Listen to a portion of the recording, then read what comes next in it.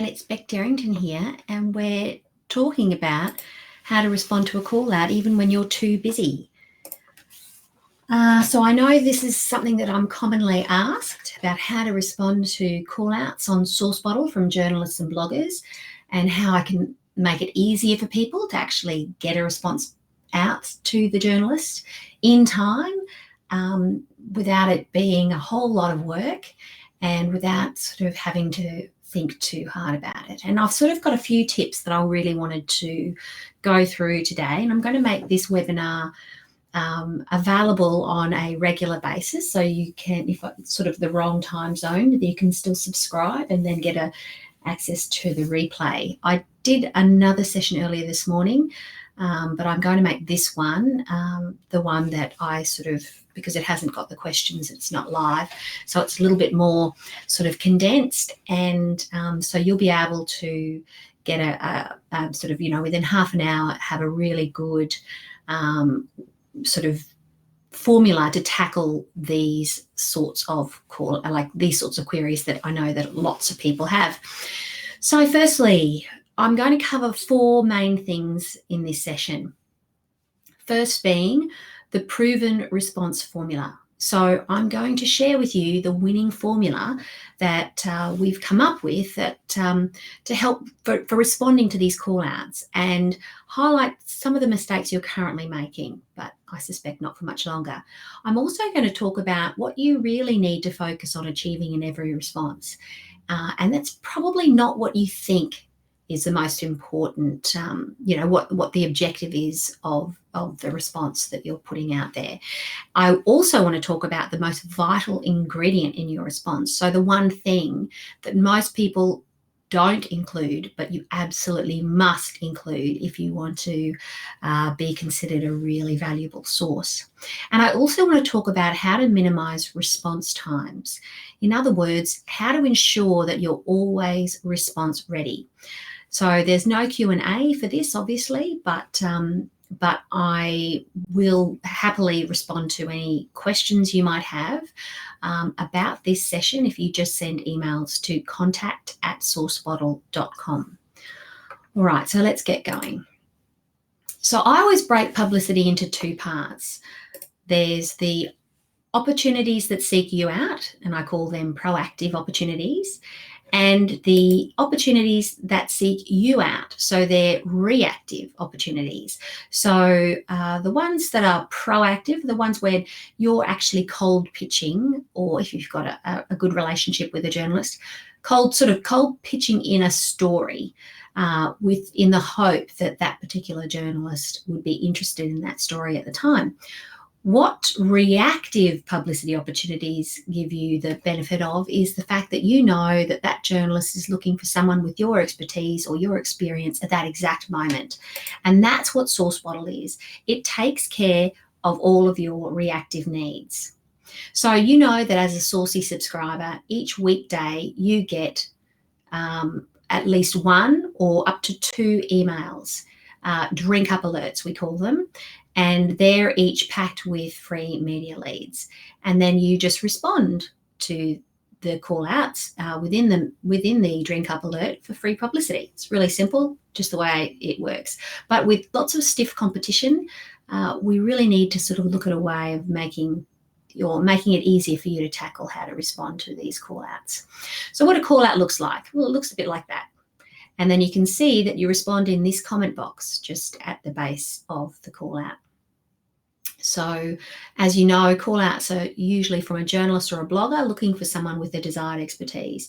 Now that little call out response box is quite small, and yes, that's sort of the design of the particular page, but also I think it's actually good that it's small, because I think it means that you need to put a bit of rigor around trying to respond to that call out in a succinct or as succinct a form as you can.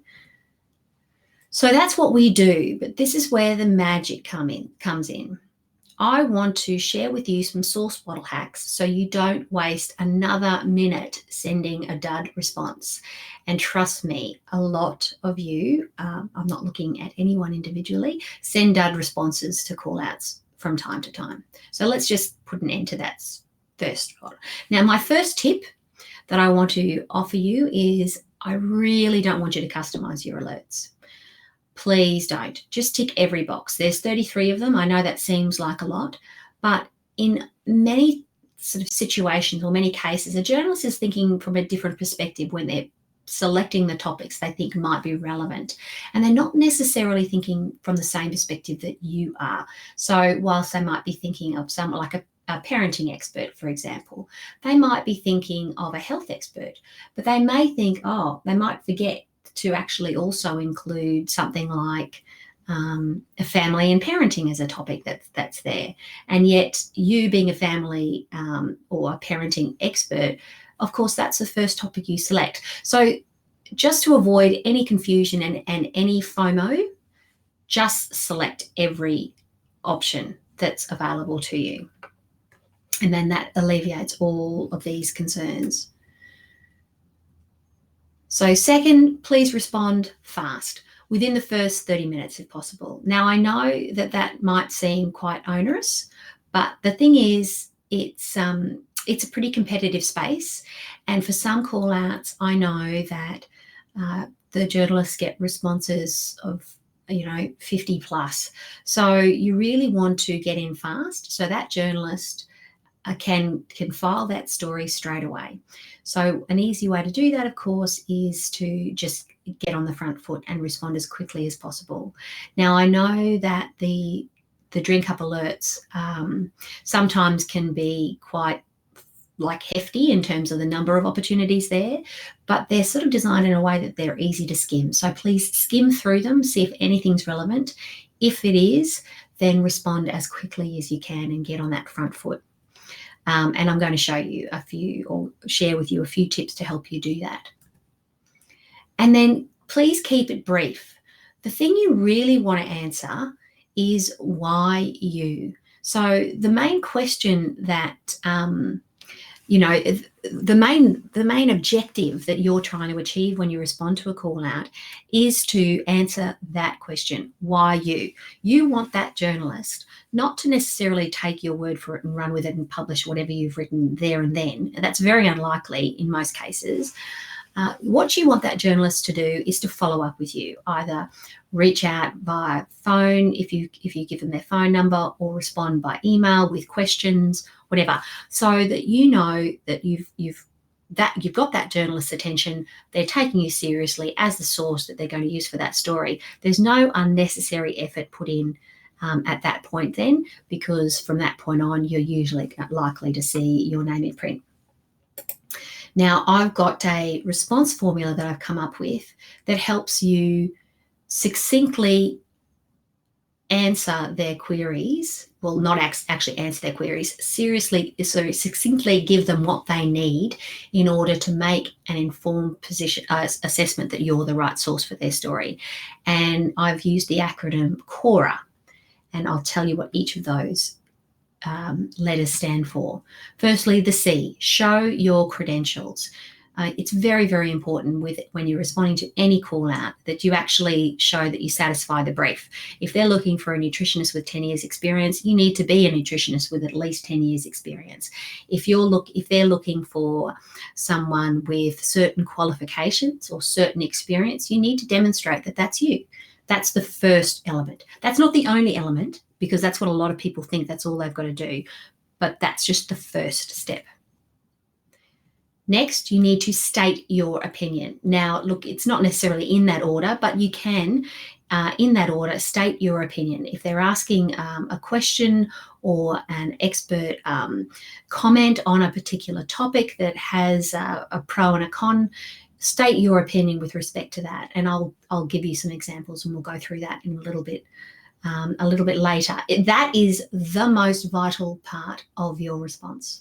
Following showing your credentials, showing that you're eligible, the next most important thing is to show that you're good talent. And the way you're good talent is if you state your opinion very clearly. That will keep journalists wanting to come back to you for more, because as you probably know from being a consumer of media, people like people with strong opinions, not fence sitters. Third, highlight your relevant experience. Now, not just any experience, but relevant experience. And that could be very succinctly put in one sentence, but you need to tie it into the call out and ensure that it's highlighting the relevant experience that you have to be able to respond to this call out. And then finally, show that you're immediately available. So show that you're available on demand. I want you to provide contact details so that if the journalist wants to speak to you or get in touch with you there and then, immediately, they can reach out and find you, get you. You know, if it's an email address that's not regularly checked, that's not going to be very effective. If it's a landline number that rings out regularly, that's not going to be very effective either. So my best bet is to offer your mobile phone, something where you're 24/7 available. So by way of example, here's an actual call out that was sent out. Well, it's a little while ago now, but I've used it as a good example for how to respond to a call out like this, because it's not sort of unusual for this kind of call out to be sent out from journalists. Is competitive sport good for kids, or does it foster bad behaviour in kids and their parents? Now, there was a similar call out, not exactly like that, but I think it helps highlight the point. So in practice, a lot of people respond like this. And that's exactly where the journalist's interest ends as well. If, sure, it's better than not responding at all, but it may actually just be a waste of your time and the journalist's time by responding like that. You might be lucky because it might not be much competition that sort of responds to the call out. But if there is, and they elaborate more fully and they're a better match, then they're more likely to get the gig. Instead, why not try something like this? I mean, it's virtually almost the same word count, but it's so much more compelling. I'm a psychologist specialising in child behaviour based in Sydney. Okay, well, that's a really good start. You've got my attention if I was a journalist. Now let's talk about your opinion. I have strong views. Those 4 words are so inviting to a journalist, because it knows they then know that you know what you're talking about. You've got strong views, so you're going to have a bias one way or the other. And that's actually really important for their stories, because usually they have to cover both sides of a story. So I have strong views on how sport positively, there you go, I'm stating my position, I'm showing my hand, sport positively impacts kids' psychological and social well-being based on my 5 years experience, talking about the relevant experience, working in schools in New South Wales. Now, this is an extra you can throw in if you've got something like this that you can add. It's not essential, but you can elaborate further on your relevant experience by saying, if you would like specific comment on how sports helps kids channel their frustrations and regulate self-control, I can also expand on that. And then finally, I'm happy to talk anytime this week. My direct number is, and that's it. That is it in a nutshell, and it works. In fact, last week I got a LinkedIn message from Rob Hartnett from Hartnett Advisory. He's a Sourcebottle subscriber, and he said, obviously with his audience, he said, I have contributed to an article in the CPA magazine, which is called In the Black. I used to work at CPA Australia. So, and I know that it's a widely read publication. I know the target audience is in Rob's sweet spot, and it's about 100,000. They've got about 100,000 members, CPA Australia. So when he says I've contributed to an article in the CPA magazine being published next month, I know that that's a fantastic coup for someone like Rob. And it all came about through Sourcebottle and the Cora technique. So I can speak with some authority to show you that it really works. So let's test it on some live examples. So I took a couple of examples that are live currently on Sourcebottle, and just to show how this can be applied really quickly and on the run. Now, bearing in mind, I don't have the requisite expertise in either of these, so it was kind of a bit of creative thought. But if I was someone in the know on this, I would have no trouble responding to these call outs in this using the Cora formula. So this was one that came through yesterday. Doing a piece for a property section looking at future proofing in apartments and how developers, architects and designers around the world are catering for future needs. Looking for examples of emerging technologies being incorporated into modern apartments. Now I've bolded a couple of those words there so that just to sort of focus our attention on what this journalist is looking for. So they're looking for developers, architects and designers around the world. And they're looking at future-proofing apartments and how developers, architects and designers around the world are catering. So they're not looking it's not sort of location specific, but they are looking for those people with those sorts of expertise, that sort of expertise, and they're looking for examples of emerging technologies. And so if you're someone who can talk with some authority on those topics, this is the way I think you would probably want to respond. Firstly, I'm an architect specialising in contemporary design for homes and apartments in Australia.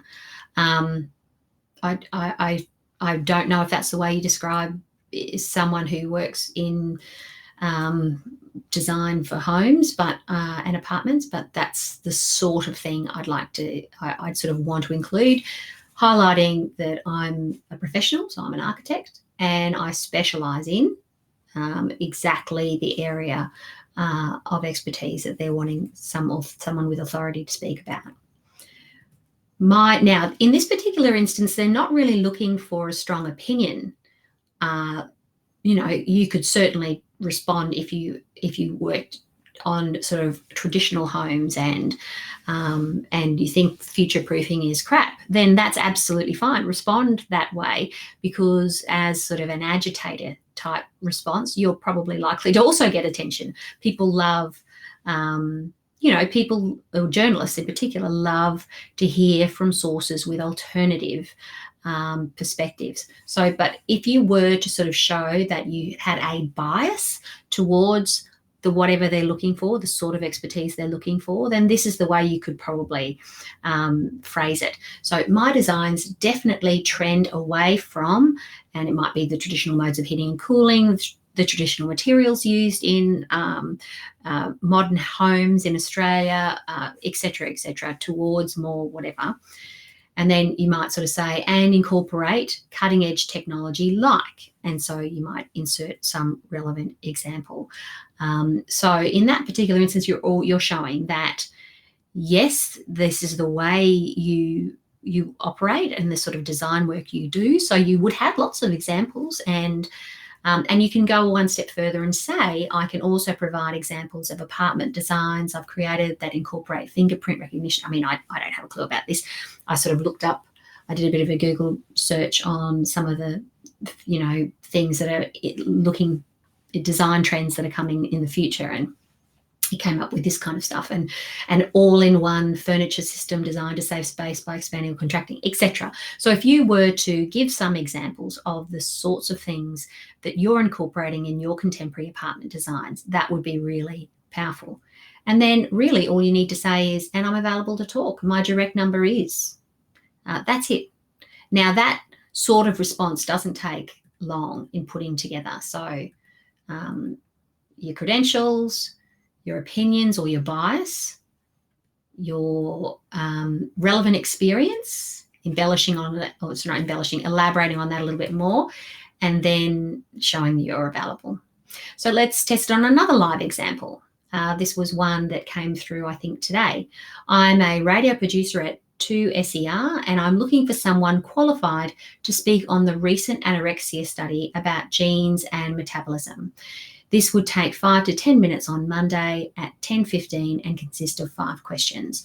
So again, I've bolded the main areas that you need to sort of focus on. So you're looking at someone who is qualified to speak on the recent anorexia study. Now that may not be someone who's aware of everything about the study. It just might be someone who is qualified to speak about anorexia and can learn about the study on the go. I did a quick Google search and I found some existing news that was covering the recent study, and it was talking about genetics and links to metabolism. So it really wouldn't be hard for anyone in this situation to have a quick look. If you were to respond to that, so you could be a number of different types of professions and be qualified to respond. I've just sort of gone with the easy, obvious one. So I'm a medical practitioner. And of course, I want to show that I have the relevant credentials in this particular field. So I'm a medical practitioner working particularly in the areas of adolescent health. Now, as far as opinion goes, again, it might be difficult to state an opinion when you haven't seen the research. So you could make a general statement like this. I haven't read the full sort of research, so I would need to, but generally agree or disagree that genetic markers make you unlikely or more likely to blah, blah, blah. I've got no idea. I have no expertise in this field, but that was based on a quick Google search on the findings. You just need to make sure that you acknowledge you haven't read or seen the research, but that you have the requisite expertise and you can generally make some statements about the links between genetics and anorexia, for example. And this is based on my 10 years of working with individuals who suffer from eating disorders like anorexia and their family members. Again, what background, what experience do you have that gives you sort of weighty authority or the authority to weigh in on this topic? And then if you wanted to further elaborate, I can also provide comment on other factors that impact on metabolism. Now, I've got no idea if that's even relevant, but I just thought I'd throw that in as something that came to me. Now, when you're talking about being available, this is really important. You need to clearly state that you're available for your interview on Monday. Now, if you're not available on Monday for that interview, then don't bother responding because it'll only lead to sort of frustration. And because you really need to, it's pointless. You might have all the expertise, but you've got to be available when they need you. And with radio, there's, not a lot of flexibility. But also, if you are in that situation where you're looking at providing medical expertise, then it's probably very important to make sure you ask like this for the questions. So if possible, can you please send through your questions so I can make sure I can provide comprehensive answers? So that's the sort of response you'd put together for something like that. So I'd recommend each time before you hit send in your responses, conduct a Cora check. Have you shown your credentials, stated your opinion, included your relevant experience, and made yourself available? And if you have, then you absolutely press send. Now, I've also included a response guide on the website, on the blog, a Sourcebottle blog. It's called Spin the Sourcebottle. And so you should be able to, you can either download that in a sort of a PDF, or you can just view it, sort of it goes through each state in the actual text body of the blog piece article. So please check that out if you want a sort of a ready reckoner on how to respond to that, to a call out, and using the Cora formula. And highlighting again, that's a proven response formula. What you need to achieve in every response, remember, the most important thing is not necessarily to answer every question they're asking you, but to show why you're the best person for the job.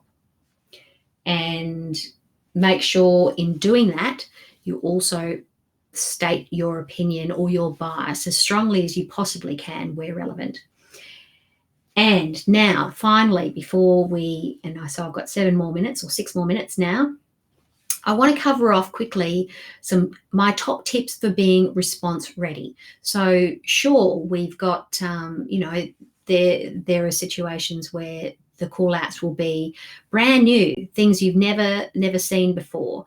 But in many cases, there are evergreen stories that pop up from time to time, and they can be, so you can actually prepare for those sorts of things. It's not necessarily seasonal or cyclical type topics, but there are topics that are always interesting to people, and they get sort of have repeat performances on Sourcebottle all the time. And so you need to start thinking about those kinds of things. So firstly, to inform the sort of call outs you want to answer, think about what you want to be famous for. because as I said, that will inform the types of call outs you should respond to. If you want to own sort of a vertical market, make sure that you're all over those sorts of call outs that actually help position you as an authority in that area. Could be something quite broad, like being a bargain hunter or something like that. It could be, for me, it's more about publicity and generating publicity opportunities, or public relations, or influencer marketing. There are a few different things that I'm quite, continue to be interested in, trying to get my name out there as someone who can contribute on those topics. So that's one of the things you need to think about. What do you want to be famous for?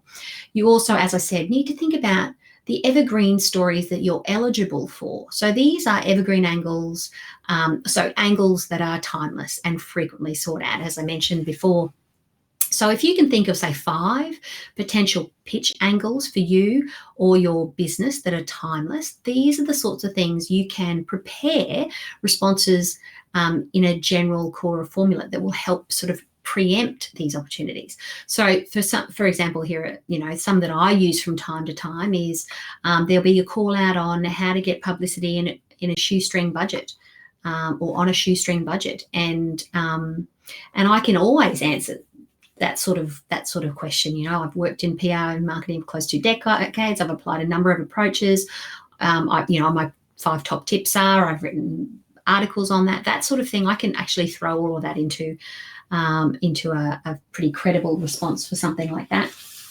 Another is, looking at women in business or female entrepreneurs, as much as I dislike trying to, associate myself with that term, but female entrepreneurs, the struggles, the successes, that sort of thing. Those sorts of call outs are really regular. So you can start, if you're a female and you're working in business, or a mum in business, mumpreneurs, that sort of thing. You can always have responses ready to go using that core formula for a question like that.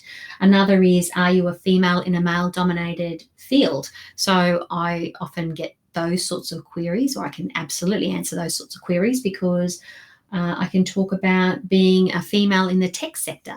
And while I know very little about coding, I am assumed to be working in the tech space, because I have Sourcebottle and another platform, SaaS platform, that I have developed with developers. So I'm considered a female working in that tech space. And if I fit into a stereotype that a journalist has created, I'm happy to run with that, if that's going to help me. So that's sort of a sort of seasonal or cyclical question or area of interest that comes up. Another is juggling parenthood and family. I mean, how many times are we asked about, work-life, balance, and tips on how you do it? Of course, I've got 3 kids as a working mum of 3, 3 school-aged children. It makes it very challenging. So I can talk with authority on that. And another one could be working by yourself. So tips for staying motivated, or tips for staying sane, or not getting lonely, or do you have a dog when you work? Those sorts of questions. They're all kind of looking at ways of working either at home or in isolation, and you can have responses ready for those sorts of recurring angles that pop up all the time. So those sorts of things you can think about from time to time to help, or sort of have those ready responses there for you, and slot them in, or just tinker around, tailor them to as much as reasonable or ready, but also just have them ready, and you can drop them in at any time. Another thing I want you to consider is, as you would have seen in those examples, some were professional and some were personal. I think it's really important to make sure that you're also jumping on opportunities that highlight your personal journey, your personal story, because often that can lead to much bigger things. And people are very interested in understanding the people behind a business. So the why behind the business and its origins and how you started, and if they can relate to you as a person, the person behind the brand, that's going to make your brand proposition a lot more compelling. So please don't dismiss the personal story opportunities, because they could be very, very powerful for you as well. Now, that's all well and good, but if you don't have time to monitor the call outs, you're still unsure how to respond, and you'd prefer someone else to do it all for you, one announcement I wanted to make now that we're at the end of this session and I'm just right on time is that we are looking at potentially providing a service that takes care of all of that for you. So we would create an expert profile for you, so you had a comprehensive sort of backgrounder. We would look at the sort of keywords and the things you want to be famous for, and we would craft sort of 3 to 5 prepared responses for you using that Cora formula, and then pitch those on your behalf. And so we're exploring this kind of service offer because we think, in some instances we might be able to help you a little bit more if you just feel it's all a little bit much. If despite having all the ingredients for success, if you just don't have the time, the capacity to mix it all together and bake it in the oven, we might be able to help. So if we were to offer this service, we would create an expert profile for you, create 5 core response templates for you, and optional, we could either give you the templates to use yourself, or we could use these templates to respond on your behalf on an ongoing basis. So as I said, if this is something that you might be interested in, stay tuned. We will be putting a presentation together on how this would look and how it would work and the various costs involved. And so, yes, if it's something that you might be interested in, stay tuned and make sure that the next sort of webinar we offer that goes through this, you put your hand up and just tune in. Thanks so much for your time. Really enjoyed the presentation offering up to you. So now let's see if I can end this without breaking anything.